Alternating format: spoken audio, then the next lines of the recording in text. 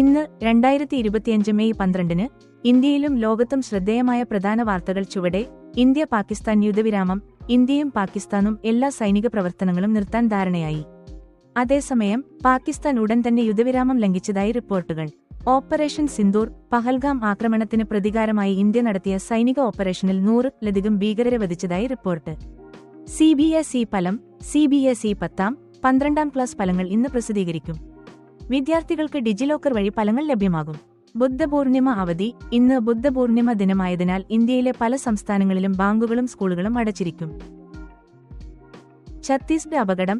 ഛത്തീസ്ഗഡിൽ നടന്ന ട്രക്ക് അപകടത്തിൽ നിരവധി പേർ കൊല്ലപ്പെട്ടു. കേരളത്തിൽ വേനൽക്കാല മഴ. കേരളത്തിൽ ഇന്ന് ഉച്ചയ്ക്ക് ചെറിയ മഴയ്ക്ക് സാധ്യതയുണ്ട്. താപനിലയും ഈർപ്പവും ഉയർന്നതായും റിപ്പോർട്ടുകൾ. മൺസൂൺ മുൻകൂട്ടിയെത്തും. ഇന്ത്യൻ കാലാവസ്ഥാ വകുപ്പിന്റെ പ്രവചനപ്രകാരം ഈ വർഷം കേരളത്തിൽ മൺസൂൺ സാധാരണതിൽ മുമ്പ് മെയ് 27-ന് എത്താൻ സാധ്യത.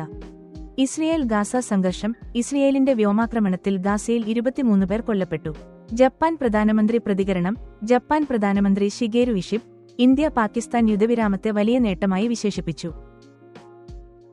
കേരള SSLC ഫലം. കേരള SSLC 10ാം ക്ലാസ് ഫലങ്ങൾ മെയ് 9-ന് പ്രസിദ്ധീകരിച്ചു. കണ്ണൂർ ജില്ലയിൽ ഉയർന്ന വിജയശതമാനം രേഖപ്പെടുത്തി. കീം ഫലം. കീം 2025 ഫലങ്ങൾ ഇന്ന് പ്രസിദ്ധീകരിക്കും. വിദ്യാർത്ഥികൾക്ക് c.kerala.gov.in വഴി ഫലങ്ങൾ പരിശോധിക്കാം. NEET SS counselling.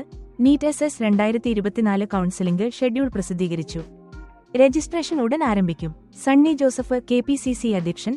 Sunny Joseph ഇന്ന് ഔദ്യോഗികമായി കേരള കോൺഗ്രസ് അധ്യക്ഷനായി ചുമതലയേൽക്കും. പത്മനാഭസ്വാമി ക്ഷേത്രത്തിൽ സ്വർണം നഷ്ടപ്പെട്ടു. തിരുവനന്തപുരം ശ്രീ പത്മനാഭസ്വാമി ക്ഷേത്രത്തിൽ 13 പവൻ സ്വർണം നഷ്ടപ്പെട്ടതായി റിപ്പോർട്ട്. കാസർഗോഡ് സ്വദേശി ലോട്ടറി വിജയി. കാസർഗോഡ് സ്വദേശിയായ വേണുഗോപാൽ മുള്ളച്ചേരി ദുബായ് ഡ്യൂട്ടി ഫ്രീ ലോട്ടറിയിൽ 8.5 കോടി രൂപ ജേതാവായി. റഫാൽ ജെറ്റ് അപകടം. ഇന്ത്യൻ സൈന്യം റഫാൽ ജെറ്റ് അപകടം സ്ഥിരീകരിച്ചു. ഇന്ത്യ പാകിസ്ഥാൻ DGMO ചർച്ചകൾ. ഇന്ത്യയും പാകിസ്ഥാനും DGMO തലത്തിൽ ചർച്ചകൾ നടത്താൻ സാധ്യത. അമേരിക്കൻ പൗരൻ മോചനം. ഹമാസ് ഗാസയിൽ അവസാനമായി പിടിയിലായിരുന്ന അമേരിക്കൻ പൗരനെ മോചിപ്പിക്കാൻ തയ്യാറാണെന്ന് പ്രഖ്യാപിച്ചു. ഹോറോസ്കോപ്പ്. ഇന്ന് 2025 മെയ് 12-ന് എല്ലാ രാശികൾക്കും സമതുലിതമായ മനോഭാവം നിലനിർത്താൻ ശുപാർശ ചെയ്യുന്നു. ബുദ്ധപൂർണിമ ആഘോഷങ്ങൾ. ഇന്ന് ബുദ്ധപൂർണിമ ദിനമായതിനാൽ ഇന്ത്യയുടെ വിവിധ ഭാഗങ്ങളിൽ ആഘോഷങ്ങൾ നടക്കുന്നു. കൂടുതൽ വിവരങ്ങൾക്കോ പ്രത്യേക വിഷയങ്ങളിലെ വിശദാംശങ്ങൾക്കോ ദയവായി അറിയിക്കുക.